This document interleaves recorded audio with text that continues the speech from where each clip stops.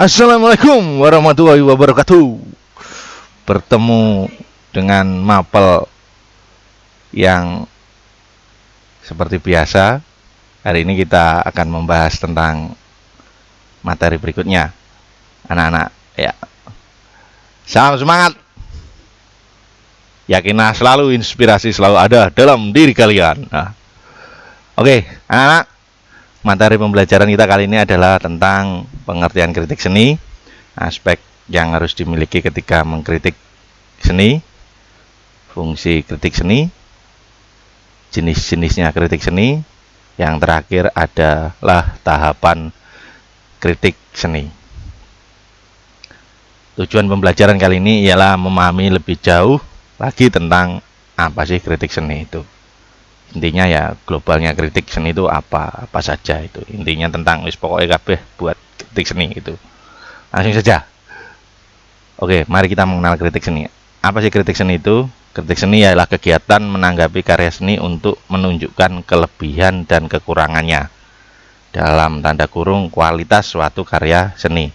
Yang perlu digarisbawahi bukan bagus atau jeleknya, jadi tapi kelebihan dan kekurangannya. Itu intinya dari kritik seni. Beda ya antara kelebihan dan kekurangan sama buruk sama keindahan, bukan itu yang dibahas, tapi kelebihan dan kekurangannya.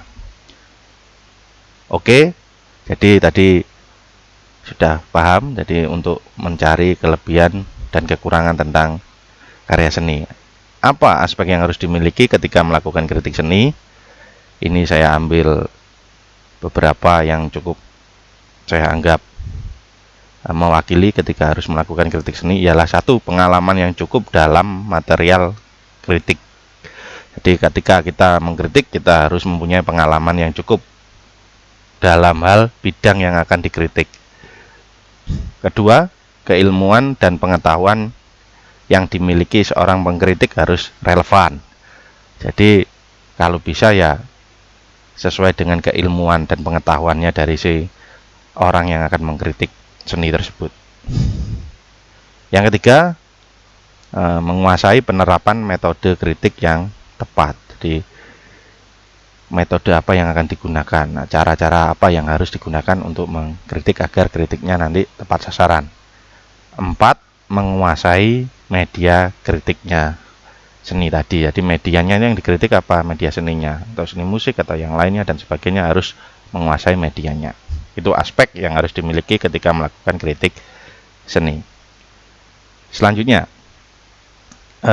fungsi kritik seni. Jadi kritik seni mempunyai fungsi menjembatani persepsi dan apresiasi artistik dan estetika karya seni dari pencipta, dalam arti seniman dan penikmat seni. Jadi fungsinya adalah menjembatani supaya ada hubungan yang tercipta, seniman mampu memberikan karya seninya, ya estetikanya, persepsinya, tujuannya bisa ditangkap dengan jelas oleh penikmatnya. Jadi antara penikmatnya dan penciptanya itu terjadi hubungan. Jadi karya seninya mudah untuk dipahami, jadi menjembatani. Jadi yang kalau belum paham dengan kritik seni, harapannya paham tentang karya seni yang ditampilkan. Itulah fungsi kritik seni. Jenis-jenis kritik seni. Yang pertama yaitu jurnalistik, yang kedua pedagogik, yang ketiga ilmiah, yang keempat populer. Jadi ini adalah jenis-jenis kritik musik. Ada 4, jurnalistik, pedagogik, ilmiah, dan populer. Kita bahas yang pertama, kritik jurnalistik. Ialah tipe kritik ini ditulis untuk para pembaca surat kabar atau majalah. Tujuannya memberikan informasi mengenai berbagai peristiwa dalam dunia kesenian. Isi kritik ini berupa ringkasan biasanya, ya, jadi menyampaikan ringkasan dari sebuah kegiatan, baik itu pameran atau pementasan atau konser ataupun jenis pertunjukan yang lainnya. Istilahnya disebut dengan kritik jurnalistik. Yang kedua, kritik pedagogik. Kritik ini biasanya dilakukan atau terjadi pada kegiatan proses belajar mengajar di suatu lembaga pendidikan ya. Contohnya kalau pelajaran seni kita lakukan apresiasi tentang suatu karya seni, terus melakukan kritik ringan. Nah, semacam itu. Ini pedagogik. Tujuannya mengembangkan fakta dan potensi artistik dan estetik peserta didik agar mempunyai kemampuan mengenali bakat dan potensinya. Jadi biasanya contohnya siswa tampil, guru memberikan kritik tentang tampilannya.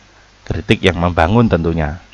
Ya, lebih banyak mengulas pada kelebihannya terlebih dahulu, terus kekurangannya untuk diperbaiki lagi supaya bakat pada anak yang tampil seni dan potensinya yang menampilkan seni tadi semakin terasa dan semakin baik.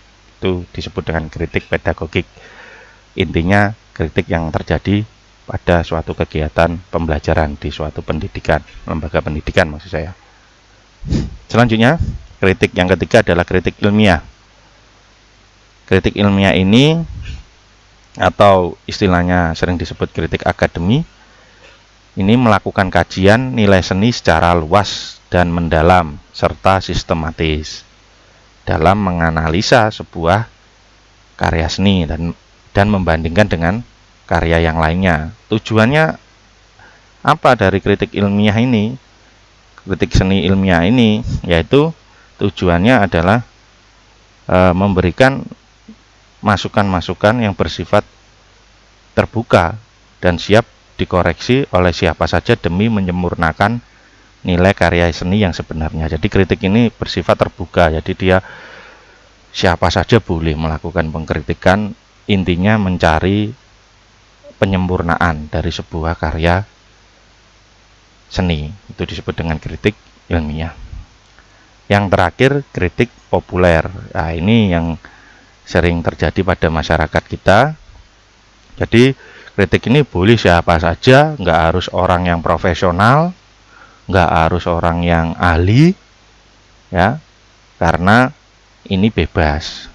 Siapa saja boleh melakukan sesuai dengan pandangannya. Disebut dengan kritik populer.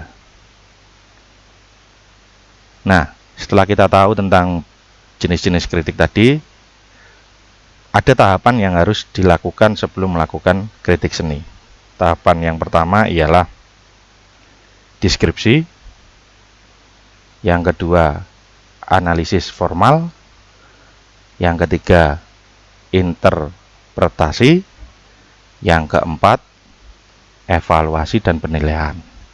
Apa saja penjelasan tentang deskripsi, analisis formal, interpretasi, dan evaluasi dan penilaian ialah kalau deskripsi itu adalah langkah pertama tentang kritik, yaitu tahapan pengamatan dan mencatat untuk menemukan dan menggambarkan segala sesuatu yang dilihat apa adanya. Jadi ada tampilan seni, kita amati, kita catat untuk menggambarkan segala sesuatu yang terjadi pada karya tersebut. Itu dinamakan sebagai langkah yang pertama, yaitu deskripsi.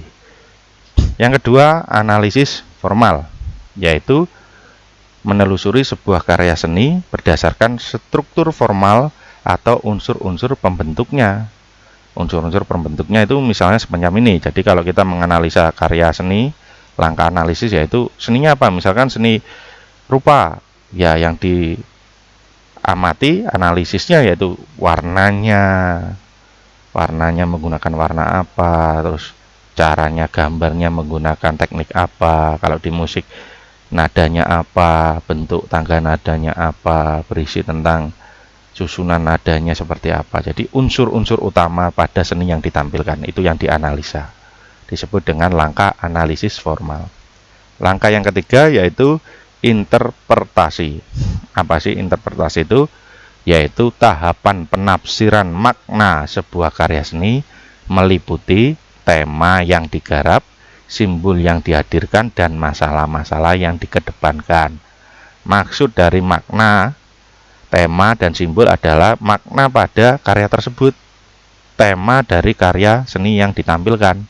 Selanjutnya, simbol-simbol apa yang disampaikan oleh seniman tersebut pada karya tersebut, sehingga biasanya mengangkat sebuah masalah-masalah tertentu. Biasanya kalau di teater dia menampilkan apa yang diangkat intinya semacam itu disebut interpretasi, yaitu langkah yang ketiga.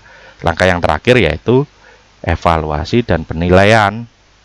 Ini adalah langkah yang terakhir atau langkah yang utama atau menjadi yang paling utama pada sebuah kritik seni, yaitu tahapan di mana menentukan kualitas suatu karya seni bila dibandingkan dengan karya lain yang sejenis. Jadi penilaian kelebihan dan kekurangannya setelah ada tadi yang pertama yaitu pengamatan atau deskripsi tadi, terus ada analisis formal, yang selanjutnya interpretasi, ini yang terakhir yaitu membandingkan dengan karya yang hampir sama dengan karya yang ditampilkan dengan tujuan menentukan kualitas dari karya yang ditampilkan. Nah, itulah pembahasan kita tentang kritik seni. Harapan saya dengan pembahasan yang singkat ini kalian menjadi lebih jelas tentang kritik seni dan menjadi lebih paham lagi apa yang harus dilakukan ketika melakukan kritik seni, langkah-langkahnya semacam apa, termasuk saya ini melakukan kritik seni ini termasuk golongan jenis kritik seni apa. Harapan saya dengan materi ini kalian lebih jelas dan lebih paham lagi. Oke, tetap semangat, yakinlah selalu inspirasi selalu ada dalam diri kalian. Jangan lupa selalu mendekatkan diri pada Tuhan Yang Maha Esa supaya kita diberikan kesehatan dan keselamatan. Saya akhiri materi pertemuan ini. Kalau ada salah tulisan atau salah kata saya mohon maaf. Wassalamualaikum warahmatullahi wabarakatuh.